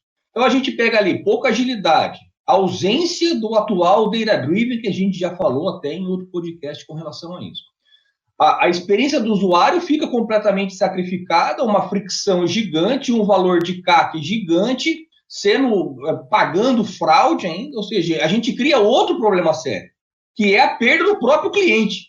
Então, no futuro, assim, o resultado a gente já sabe, né? O resultado é o que está acontecendo hoje no cenário de fraude do Brasil. O Peretti mencionou aí o onboarding, e eu gostaria de avisar que no site da Neoway vocês encontram muitos conteúdos relacionados a esse tema, inclusive um deles especificamente como fazer o onboarding digital sem erros. Então acessem e confiram. Bom, Rebite, como é que você tem visto a preocupação das empresas em relação a esse tema? Ela tem crescido na mesma proporção que a dos ataques, tendo em vista esses números gigantes que o Peretti acabou de comentar? Então, Gripa, o comentário do Peretti aí foi sensacional e certeiro, né? E a gente vem acompanhando, sim, o interesse das empresas em correr para buscar tecnologia, né? Buscar se adequar e se proteger diante da tamanha facilidade que hoje em dia está tendo para você cometer uma fraude. Não que antes não tinha, fraude sempre existiu, trabalho com combate à fraude há mais de 10 anos, posso dizer que praticamente o que se fazia em combate à fraude há 10 anos ainda é muito do que se faz hoje em dia, né, que é uma pessoa tentando se passar por outra. A diferença é que nunca foi tão fácil você ter acesso a informações verdadeiras, né? Antigamente, uma pessoa montava um documento com dados fictícios, porque ela não tinha tanto acesso a dados verdadeiros, né?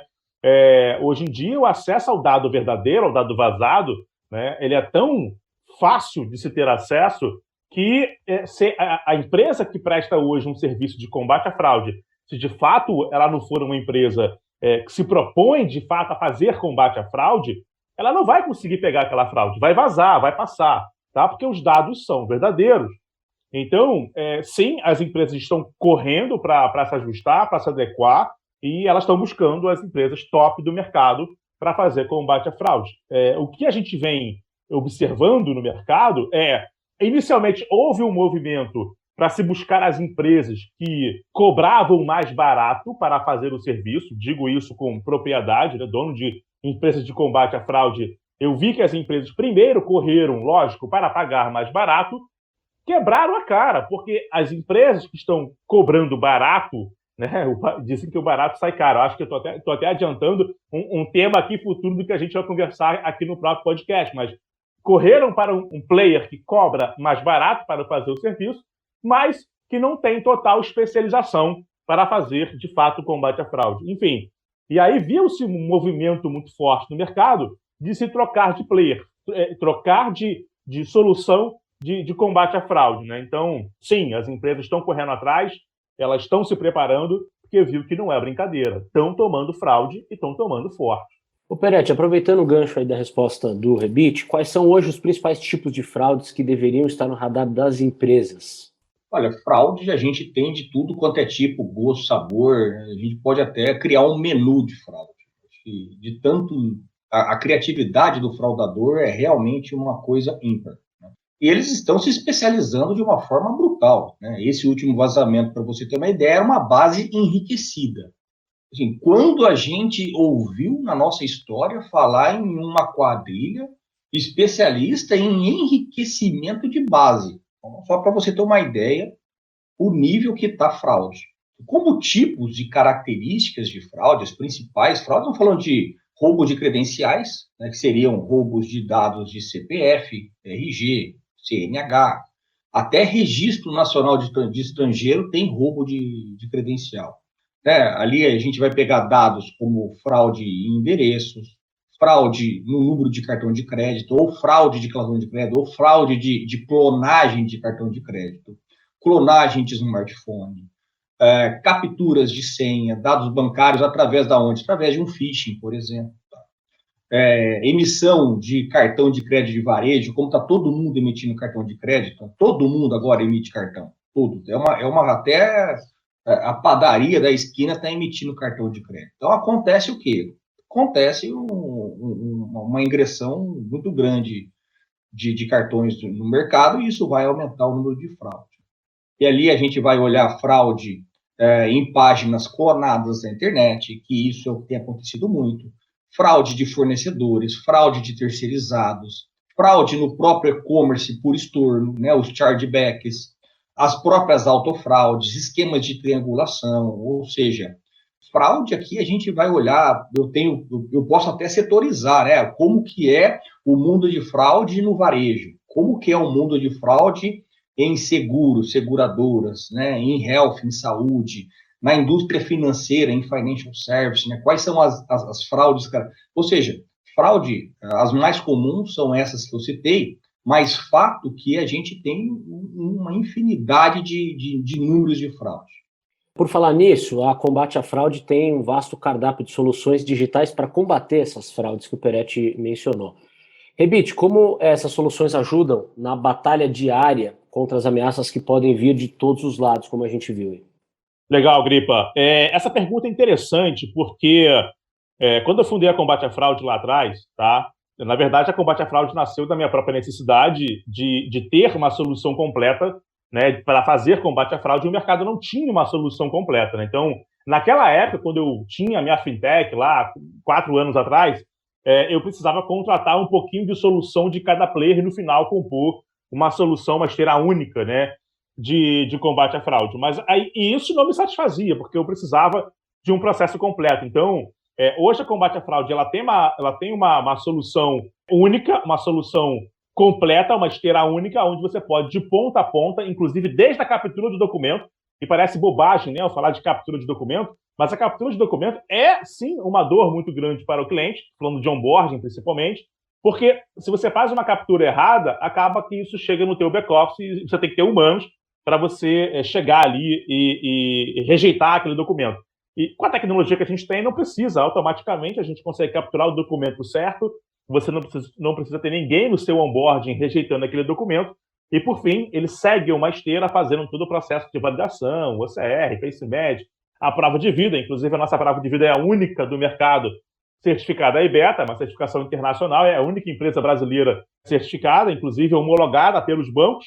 Somos a única prova de vida hoje aprovada pelos bancos, os concorrentes não passaram, quando concorrem com a nossa prova de vida, eles não passam nas licitações, e a nossa prova de vida passa. E isso é bem importante porque existe toda uma usabilidade nessa prova de vida hoje em dia, que é você não precisar mexer a cabeça para a esquerda, mexer a cabeça para a esquerda, ou seja, uma prova de vida passiva, né, que evita foto, evita vídeo, evita um deepfake, né, que hoje em dia está muito forte no mercado também, que é você conseguindo colocar o seu rosto no rosto de uma outra pessoa. Enfim, a gente consegue evitar máscara de silicone e uma infinidade de tipos de tentativas de fraude. Peretti, de novo com você, qual que é o impacto para o negócio quando potenciais fraudes são neutralizadas graças a um bom trabalho de prevenção e detecção? O benefício é enorme, né? Porque a gente, quando olha para esse conceito, a gente vê que o maior benefício que existe numa boa solução de prevenção à fraude é o ingresso e aprovação do cliente bom. Então, assim, poxa, mas qual que é o melhor benefício? O melhor benefício que existe é você conseguir aprovar um cliente bom, né? Você não gastar dinheiro em cima de clientes ruins. Você fazer prevenção à fraude em cima de pessoas indesejadas. Tá? Então, a gente sempre recomenda, você vai fazer um bom processo de prevenção à fraude, certifique-se pelo menos que esse RG, que esse CPF, ele é bom. Né? Certifique-se pelo menos que a pessoa está viva. Certifique pelo menos que essa pessoa não tem um mandato de prisão. Simples assim. Aquele cliente que eu realmente gostaria de ter na minha base é o cliente que vai me proporcionar um bom faturamento, que vai me proporcionar um momento saudável na minha empresa. Ou seja, tá? Benefícios que a gente tem com uma boa solução de prevenção à fraude é a menor fricção do cliente, maior satisfação do meu cliente, menor custo de aquisição desse cliente, né? Maior velocidade, uma diminuição gigantesca de valores dispensados e perdidos em fraudes que muitas vezes a empresa tomou. Então, obviamente, o impacto é grande e no sentido altamente positivo. Tá certo. O Rebite mencionou a usabilidade na resposta dele anterior. Eu quero aprofundar essa questão da experiência do usuário, que também impacta bastante o negócio das empresas. Rebite, como você avalia o benefício gerado a partir das soluções digitais nesse sentido, considerando aí a agilidade, a precisão, a conveniência que elas oferecem? O que existe no mercado hoje de combate à fraude é praticamente você tem que se ajustar ao produto, né? Você tem que se ajustar ao produto. Quando, na verdade, é o produto que tem que se ajustar ao cliente. Então, desde que a gente nasceu, colocou o produto no mercado, né, que a gente sempre permitiu a customização.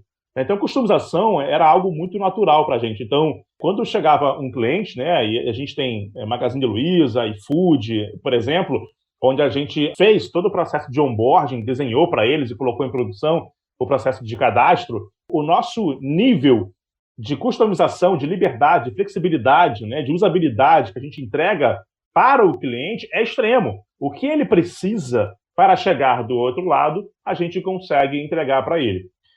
O que vem acontecendo no mercado hoje a gente vê muito que a partir do nosso sucesso nesse sentido, né, de sempre customizar para o cliente, abrir a possibilidade para nós nos ajustarmos a ele, algumas empresas vêm agora aderindo ao Professional Service, né? Elas chamam de Professional Service, que nada mais é do que uma equipe de customização.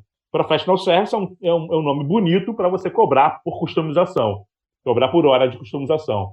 Enfim, então é muito importante o produto se ajustar ao cliente e não o cliente se ajustar ao produto. Bom, para encerrar o nosso bate-papo, precisamos aí responder a pergunta que eu fiz lá na abertura do podcast. Afinal, o que sai mais caro, a fraude em si ou investir para combatê-la? E por quê? Peretti, primeiro com você. Essa pergunta é uma pergunta, uma frase bastante emblemática, né?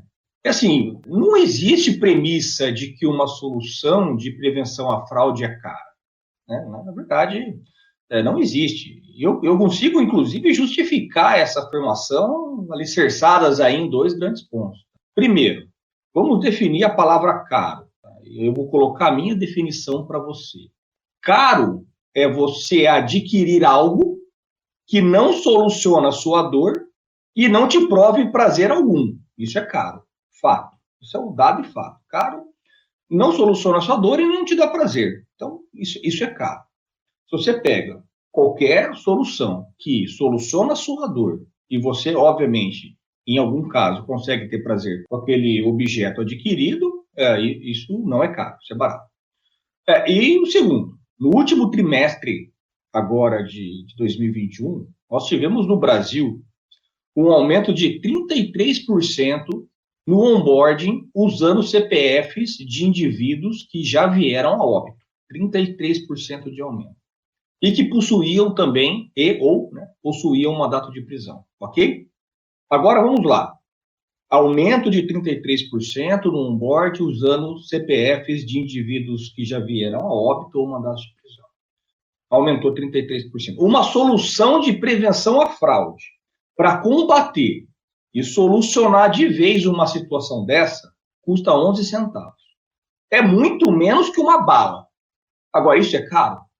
Então, eu acredito o seguinte, a gente falar, o que sai mais caro? A fraude em si ou investir para combater? Agora, se você falar aqui, poxa, 11 centavos é caro para você fazer uma análise de mandato de prisão, de regularização, de análise de CPF, matematicamente, na minha cabeça, não cabe. Então, obviamente, Gripa, que você investir numa solução de combate à fraude, ela é infinitamente mais barata, ela é infinitamente mais eficaz, mais inteligente do que você simplesmente assumir, tomar uma fraude. O que eu acho um grande absurdo um mindset de uma empresa falar que ela prefere tomar fraude do que combatê-la. Mas, obviamente, que essa é uma posição muito minha, né? Enquanto head de prevenção à fraude. Claro, eu vou sempre defender que prevenção à fraude é o melhor caminho. E eu consigo provar, como eu já provei, que solução à fraude é mais barato do que uma bala. Então, acho que aí vai, né? Acho que eu respondi um pouco do que você me perguntou. Uma ótima analogia, diga-se de passagem. Rebite, com você agora, qual que é o seu veredicto? Sempre quando eu vou falar com potenciais novos clientes, eu sempre falo do retorno do investimento que a gente tem entregado para os nossos clientes. Então, a gente tem entregado, em média, 15 vezes o valor investido. Ou seja, para cada R$1 que o cliente investe em combate à fraude, eu evito 15 vezes em fraude. Se ele investe 1 milhão, eu evito 15 milhões. Tá? Essa é a média que eu tenho entregado hoje aqui na combate à fraude. Então, de cara, eu já te falo, olha, tem ROI, né? Tem retorno de investimento. Se você não investir, você vai tomar, no mínimo, 15x, de fraude, tá? Que é o que a gente evita. Eu digo no mínimo porque eu tenho clientes que já fecharam comigo inicialmente, né, e que estavam tomando praticamente 50% de fraude. Porque quando você está extremamente exposto, né, geralmente os fraudadores eles divulgam para outros fraudadores, né, e aí tem uma corrida do rato que todo mundo vai lá fazer. Já que lá está mais fácil, vamos todos para lá. Então, o índice de fraude lá, naquele cliente específico, é mais alto. Né? E quando você coloca um sistema de combate à fraude, você espanta, né, todos os fraudadores, né, e quem tenta ali acaba percebendo que ali não é tão fácil, né, e vai embora. Enfim, a resposta é essa. Então, tem ROI, vale a pena sim, não é porque eu quero vender, são fatos, entrego 15x de ROI, independente do tamanho do cliente, e é isso. Um ponto bem importante, Gripa, eu percebo que na hora de você vir a negociar um preço de uma solução de combate à fraude, né, o cliente, a maior parte deles, eles querem, né, negociar, claro, o preço mais baixo possível, porque eles falam, não, mas, poxa, o meu produto ou serviço talvez saia um pouco mais caro, não sei o quê, e a conta não fecha. Uma coisa que eles têm que considerar, né, é o chamado no marketing de LTV. Né? O LTV é quanto tempo aquele cara vai continuar sendo o seu cliente. Né? Então, existe uma coisa que é o CAC, que é o custo de aquisição daquele cliente. Ok, você deve sim incluir o combate à fraude no seu CAC, mas não deixa de desconsiderar também o LTV. Né? O LTV, que é o tempo que aquele cliente permanece contigo gerando receita. Então, se aquele cliente ficar contigo durante 1 ano, 2 anos... Então, assim, cara, uma solução que custa menos de R$10, será que você ganha R$10 em até 1 ano? Será que você ganha R$10 em 2 anos? Ou seja, se paga, tem ROI. Né? Então, não tente você ter o ROI literalmente no seu primeiro dia de cadastro do seu cliente. Então, o que as pessoas querem é o seguinte, eu fiz meu cadastro, pronto, eu já tenho ali praticamente o meu ROI, meu retorno de investimento. Cara, não é assim que funciona. Né? Tem um tempo, cara, 2 meses, 3 meses. Eu digo para você, eu acho que, em média, pelo que eu tenho visto dos meus clientes, em 2 meses eles têm o retorno do investimento de volta. Em 2 meses. Eles conseguem pagar o que eles gastaram em combate à fraude. Então, essa é a resposta que eu tenho se vale a pena ou não, se é barato ou caro. Muito bom. Bom, quando o assunto é prevenção à fraude, não tem jeito mesmo. Barato muitas vezes sai caro. Eu agradeço imensamente a participação do Rafael Peretti, Head de Prevenção à Fraude na Neoway, e do Leonardo Rebite, fundador da empresa Combate à Fraude.